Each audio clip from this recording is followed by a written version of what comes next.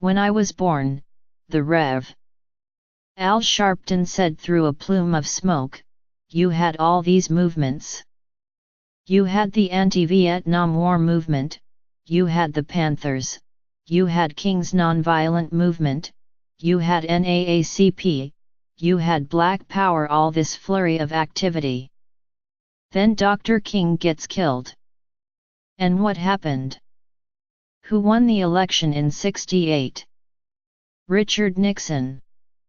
Folded into a far corner of the Grand Havana Room, a private midtown cigar club on the penthouse floor of 666 Fifth Avenue, Mr. Sharpton looked downright stately. Reporters have tagged along with him to the Grand Havana over the years, because few things get between Mr. Sharpton and his daily cigar, and because he understands it makes for a good scene. Fast forward 40 years later, he continued. Black president. Black on black violence, Black Lives Matter, this, that and the other. All this fussing, who's going to do this, and who's going to do that? Young, old, blah, blah, blah. Who wins? Donald Trump. It's easy for Mr. Sharpton to draw a line connecting the two eras. He met the Rev. Dr. Martin Luther King Jr. way back when, and he's known Mr. Trump for over 30 years. America's present resembles its past, and that's why, Mr. Sharpton argues, he's uniquely positioned to take on President Trump, whom he considers as great a danger to civil rights as any he's fought against in his years as an activist. But at the moment, he wasn't fighting, he was poring over his life and legacy in a cigar bar among bankers, politicians, and celebrities. He was telling me about when he was jailed in 2001 for 90 days in Vieques, Puerto Rico, after he protested against the U.S. Navy using the island to test bombs and toxic chemicals. He and 3 other New York politicians were arrested. He'd moved on from that story when a distinguished-looking man in a suit walked up to our corner and greeted Mr. Sharpton like an old friend. It was, improbably, Roberto Ramirez, one of the 3 imprisoned with Mr. Sharpton in Vieques. I watched skeptically as they exchanged pleasantries. I later realized this is how millions of Americans view Mr. Sharpton.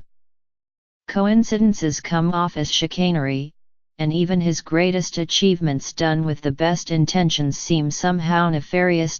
Take the Grand Havana Room. It's owned by Jared Kushner, the president's son-in-law. And while Mr. Sharpton and Mr. Ramirez had been attending the club for years, times are different now, and there are other places you could smoke a cigar. On some level, our interview, like so much of Sharpton's life, was a performance. Mr. Sharpton has doggedly agitated for social justice for over 50 years, organizing, marching and fighting for Black people.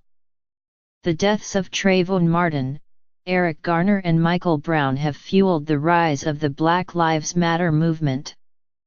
Their cases are in the mainstream partly because their families picked up the phone and called Mr. Sharpton. But these aren't the things that readily come to mind when people, particularly white people, think of him. He is known best for the worst thing he's done, his loud support of Tawana Brawley, an African-American teenager whose claims of abuse and rape by a gang of white men turned out to be a hoax. Mr. Sharpton is many things to many people: a freedom fighter, a boogeyman, a racial opportunist, an aging man just hanging on. But he has used his entire career to tell America a story about itself that it does not want to hear, that racism exists today, and is pervasive outside of the Deep South. And he has worked ceaselessly toward 2 intertwined, impossible goals. First, the demand for equal rights for all. The second is about securing his legacy as the Martin Luther King of the North. What I want it to be is I helped urbanize the King movement, Mr. Sharpton said. I was the one that could bring the King movement into the northern, urban centers.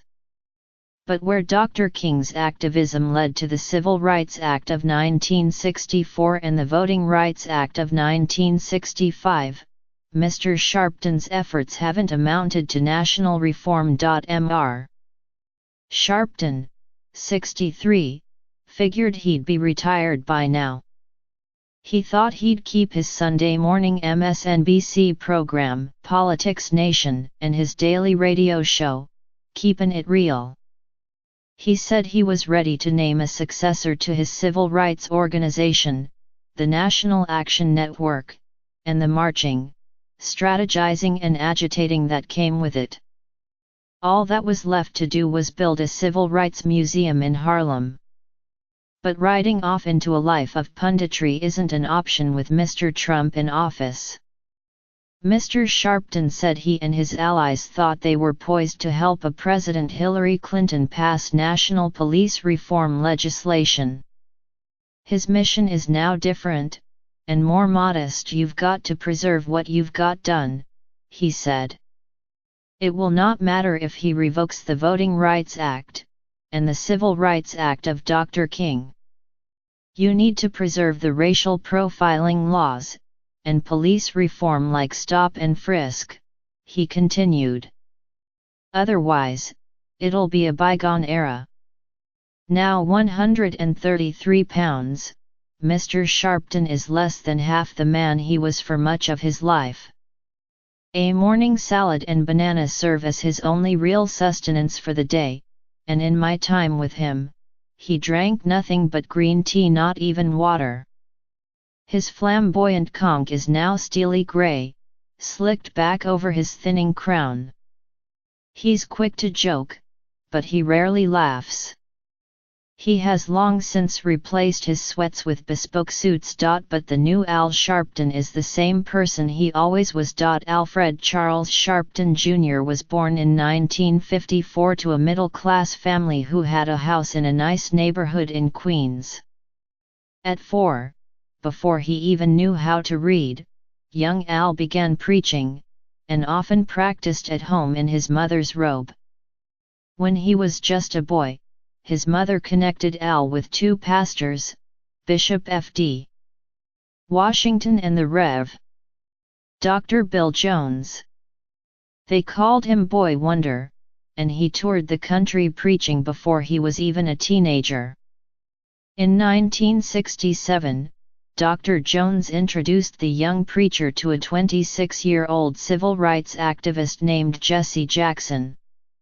Mr. Jackson took him under his wing, and Al decided he wanted to spend his life like the men who looked after him, fighting for civil rights in the prophetic tradition of Dr. King, who was assassinated when Mr. Sharpton was 13. In 1971, when he was 16, Mr. Sharpton founded his first civil rights organization, the National Youth Movement, with money from Bayard Rustin, the chief organizer of the 1963 March on Washington. He met James Brown, who adopted him as his godson in 1973. For most of the next decade, Mr. Sharpton was always at the singer's side. If Jesse Jackson taught Mr. Sharpton how to organize, it was James Brown who taught him how to perform. I would watch what moves and what songs excited people, and I would take notes, Mr. Sharpton told me. Because you've got to keep people's attention. In 1980, Sharpton married Kathy Jordan, one of James Brown's backup singers. They had 2 daughters, and he spent much of the 1980s scraping together a living in New York as a minister and civil rights activist. In the late 1980s, Don King brokered a meeting between Mr. Sharpton and Donald Trump with the idea that Mr. Sharpton could get James Brown to play one of Mr. Trump's Atlantic City casinos. They boarded Mr. Trump's helicopter, and the 3 flew to Atlantic City. It was probably the most surreal 45 minutes of my life, Mr. Sharpton remembered. Just two guys talking non-stop, not listening to a word each other said. Then came the event that sealed Mr. Sharpton's future. On the night of December 19, 1986, 4 black men were stranded in Queens when their car broke down. 3 of them went looking for help. They stopped at New Park Pizzeria, in Howard Beach, an all-white neighborhood. As they ate, they encountered and argued with some white teenagers, who left and returned with a mob, some wielding baseball bats, who attacked them. One of them, Michael Griffith, was beaten badly and chased out onto the Belt Parkway, where he was struck by a car and killed. White New Yorkers, blind to the city's racism, were stunned. Mayor Edward I. Cook called it a lynching to have it happen in New York City, he said. Unbelievable. The next weekend, over 1,000 protesters marched through Howard Beach. Once the progression made it to New Park Pizzeria, a 32-year-old Sharpton, rotund, with a tracksuit and a perm, went in and ordered a slice in the biggest metropolis in the world. A black kid is dead because of the color of his skin, Mr. Sharpton said at the time. In the end, a special prosecutor was assigned to the case, and 3 white attackers were convicted of second-degree manslaughter. Mr. Sharpton talks about Howard Beach all the time. It was his big break, his first major success as a strategist. Nearly as bracing as the details of Mr. Griffith's death were the newscasts of enraged white locals who had to be separated by police from diverse, nonviolent demonstrators. Mr. Sharpton's demonstrations were a stroke of visual genius. He was a city kid who had no illusions about racial oppression. He knew even in progressive, cosmopolitan enclaves, racism was still tightly woven into the American fabric. Howard Beach was the first public awakening of Northern racism, Mr. Sharpton asserted. People were in denial before that. This revisionism omits urban activists who came before. Still, for white New Yorkers in the late 1980s, it was horrifying. Howard Beach implicated everyone. Just as quickly came Mr. Sharpton's disaster. In November 1987, a 15-year-old black girl who had been missing for 4 days was found in a trash bag near her family's old apartment building in Wappingers Falls, NY. Feces were smeared in her hair, and racist epithets were written with charcoal on her body. She said she'd been kidnapped, tortured, and raped by a group of 6 white men and left for dead. Her name was Tawana Brawley. We have the facts and the evidence that an assistant district attorney and a state trooper did this, Mr. Sharpton said at a rally the following June. It was the peak of months of protests that dominated the news and captivated the tabloids. The charges were absolutely shocking, and in the end, they were not true. There was no evidence of rape, or even exposure to the elements. Ms. Brawley's shoes were sliced, but there were no lacerations on her feet. The slurs written on her were upside down. The feces were determined to have come from a neighbor's dog. In September 1988, following a 7-month inquiry, a grand jury ruled it a hoax. Mr. Sharpton and Ms. Brawley's lawyers were successfully sued for defamation. It could have been the end of Al Sharpton as a public figure, but he survived. Why did I get involved with Brawley? Mr. Sharpton asked rhetorically.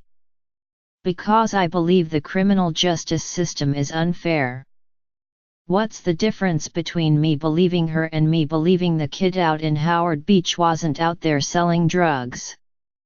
After the Brawley case, Mr. Sharpton's past was scrutinized. He had failed to file his tax returns for 3 years running, and he owed his landlord money. He had worked as a federal informant, recording conversations with the mob and Don King, and he was even accused of spying on black civil rights activists. In 1989, Mr. Sharpton was indicted on a charge of stealing $250,000 from the National Youth Movement. He was acquitted of all charges, but the organization folded. He went on to launch the National Action Network in 1991. Many New Yorkers felt more comfortable seeing Mr. Sharpton as a buffoon or a race baiter. The Brawley case cemented it. And for many, he will never escape. Al Sharpton is not a credible individual, Edward Mullins, the president of the Sergeants Benevolent Association, told The Observer in 2014 when Mr. Sharpton again emerged as a vocal critic of the police after Eric Garner died after a chokehold administered by Officer Daniel Pontalio on Staten Island that July. He never has been, yet he's all over the media. He gets front page. He's allowed to sit in City Hall and threaten the mayor. It is convenient, even necessary, for the defenders of Officer Pontalio to delegitimize Mr. Sharpton. Whatever you want to say about Al Sharpton, the reason he's sustained all these years is because he deals with stuff that y'all have not stopped, Mr. Sharpton recently mused in his office in NBC's Midtown headquarters. You want to make him go away? Why don't you stop killing blacks then? And even today, Mr. Sharpton claims to have no regrets for the Tawana Brawley episode. If I had to choose between a 15-year-old black girl and a white legal system that has always done us wrong, I'm going with her, Mr. Sharpton said. Far from retreating, Mr. Sharpton in fact raised his profile. He ran for the United States Senate in 1988. He didn't even slow much when, in 1991, while leading protests in Brooklyn after a young black man named Yusuf Hawkins had been murdered by a white mob in Bensonhurst, Mr. Sharpton himself was stabbed in the chest. He ran for the Senate again in 1992 and 1994, and he ran for New York City mayor in 1997. In 2004, he ran for president. He lost every race. Mr. Sharpton seems ubiquitous, behind a podium or leading a protest following every outrage. There are different rules when it's our kids lying dead on the ground, said Benjamin L. Crump, the Florida civil rights lawyer who represented the family of Trayvon Martin, who was killed in 2012 when he looked suspicious to George Zimmerman, who was working a neighborhood watch shift. Mr. Crump was retained by Trayvon Martin's parents. He assumed that local police would arrest Mr. Zimmerman. When they didn't, Mr. Crump called Mr. Sharpton. Revelation takes the calls, man, Mr. Crump said. A lot of people don't take the calls until it's popular. In August 2014, when Officer Darren Wilson killed Michael Brown in Ferguson, MO, Mr. Brown's grandfather called Mr. Sharpton. What I always say when they say I'm an ambulance chaser, Mr. Sharpton said, is that I'm the ambulance. They knew that I would come. Mr. Trump dove into politics in 2011 by peddling the conspiracy theory that President Barack Obama was born in Kenya, and therefore an illegitimate leader. In 2012, he tweeted that an extremely credible source had informed him that Mr. Obama's birth certificate was a fraud. Mr. Sharpton, both on the radio and his new MSNBC show, hammered Mr. Trump every night. Wounded, Mr. Trump summoned Mr. Sharpton to Trump Tower. I'm not a racist. You know me, Al, Mr. Sharpton said. Mr. Trump told him. I said, but what you're saying is racist. The two men are linked, and there's an odd mutual respect that has survived the years. They're both outsiders, New York creations who could not and would not exist anywhere else. I think we filled a need at the times that we rose, Mr. Sharpton said. And we've been delivering for parts of America that were marginalized. Even Trump. Mr. Trump cut the ribbon at Mr. Sharpton's National Action Network convention in 2002, and he attended the convention again in 2006. We were all right, Mr. Sharpton allowed. The White House did not respond to multiple requests for comment. And now he sees Mr. Trump as the threat to not only Dr. King's legacy, but to his as well. 50 years after King was killed, Trump is president, Mr. Sharpton said. I really am scared that Trump's going to dismantle all the things we did. It's difficult to imagine how Mr. Sharpton could prevent the government from rolling back civil rights gained with Dr. King. The question to me is, why would you stop? He said. What did you do all of that for if you're just going to give up? Mr. Sharpton lacks a clear legacy, and his fight with Mr. Trump appears in part a branding exercise. Most activists can't control how they're remembered. Someone else ultimately writes their legacies once they're silenced or dead. But Mr. Sharpton is different. Regardless of what Mr. Trump does, Mr. Sharpton will spend the final chapter of his life building a civil rights museum in Harlem. It's going to cost me $50 to $100 million, Mr. Sharpton said.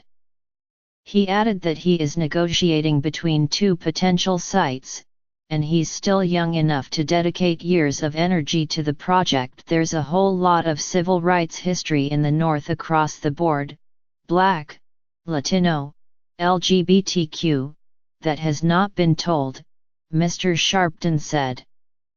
There isn't anywhere for people to visit to learn about the fight for Northern civil rights. I want to build that landmark, and say this has been the struggle in the North. I'm going to build that before I die. Its working name is the Civil Rights Museum of New York. He said he has no intention of making a shrine, but he will surely have a prominent place within. It's debatable if nonviolence is as good as self-defense, Mr. Sharpton said. It's debatable if we needed King's love message or Malcolm's Black Pride more. What's not debatable is that Martin Luther King made sure that Rosa Parks was on the front of the bus, and we can now sit on the front of the bus. It's not debatable that you did not have stop and frisk in New York City after we went after it, he continued. Sharpton's a demagogue, he said, mocking critics. Whatever. Is stop and frisk here? No. At the end of the day, when it's all over, people will not care about my hairstyle or my old tracksuit. They will say, he did this, this, and this. He simply needs to not lose ground under the current administration. The last time Mr. Sharpton had any contact with Mr. Trump, he said, was at the 40th anniversary show of Saturday Night Live. Both men had hosted the show at some point, and so they were invited. It was February 2015. Roughly 4 months before Mr. Trump descended the escalator in Trump Tower to declare his candidacy for president. They ran into each other backstage and shook hands. He said, "Al, you still beat me up," Mr. Sharpton recalled, impersonating Mr. Trump. "But hey, you gotta do what you gotta do, and I gotta do what I gotta do," Mr. Sharpton recounted. "I said, I'm gonna tell you what you're doing is wrong." It was a good scene. It flattered Mr. Sharpton, made him sound like a hero. It might have been true.